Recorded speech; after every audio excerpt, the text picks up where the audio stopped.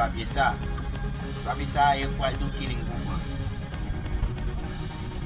Fine, how are you? D1, I'm good. Thank you. Thank you. Je peux montrer le papier à la killing coupon. Les îles pour ligne 5 là. La veut dire dans ligne 5 là.